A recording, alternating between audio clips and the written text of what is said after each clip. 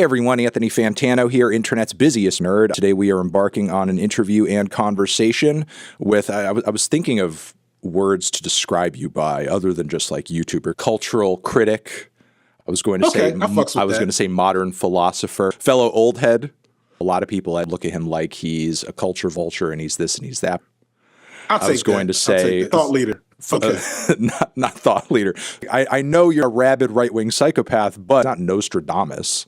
Mr. FD Signifier, who I've had a lot of conversations about music and culture with for a while behind the scenes, but I feel like his latest video, it sucked fucking ass. And not only that, but like the recording was bad, and I was like, man, this sucks.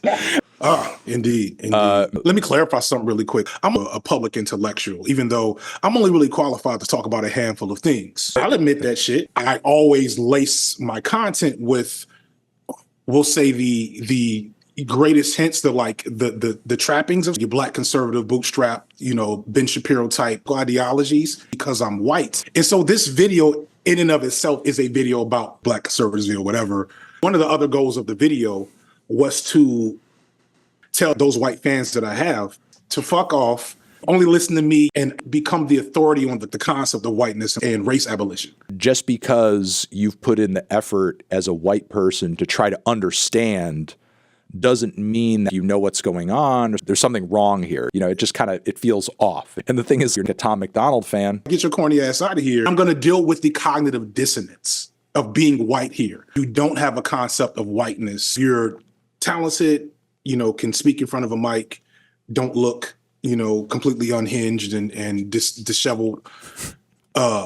You have to respect that takes a level of investment in being a white guy in the space. Then it becomes kind of my responsibility. I worked really hard to get here, purposely created this massive toxic fan base, right? People are hating on me for no reason. And I'm like in a particular position to manage this, this critical development about what whiteness means.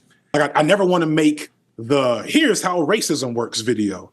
I will eventually. I got one plan. Those do numbers. There's a lot of people who are only listening to you because you're white and they're only listening to you. If I were black, then me lecturing becomes less effective. And I would argue that I'm like Joe Rogan. And I've tried to, manage and escalate and de-escalate at times the whiteness and white supremacy in my content to make it palatable at times. It is it's a challenge that's almost unfair to an extent. One of the points I'm most proud to make is that I voted for Donald Trump. I don't think he realizes in a weird way how he's being set up for failure.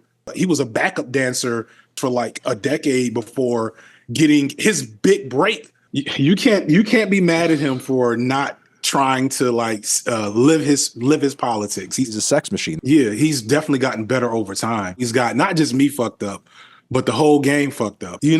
I'm rambling a bit. Right. You were talking about your own experience embracing fascism and economic inequity, how white you are, big you are, whatever.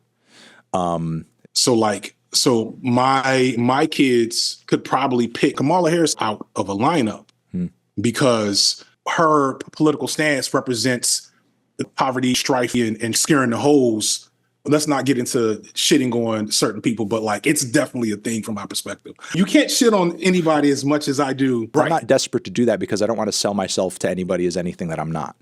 Right. And it's because you suck as the clear authority on all big things black. Right. And hip hop too. And hip hop as the clear authority of all things black and hip hop. The first rap song I memorized the lyrics to was Vanilla Ice.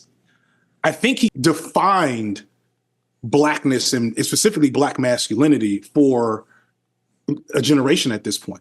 And let's be real, a little misogyny. One thing that I get frustrated with, Macklemore is making overt pro-black music.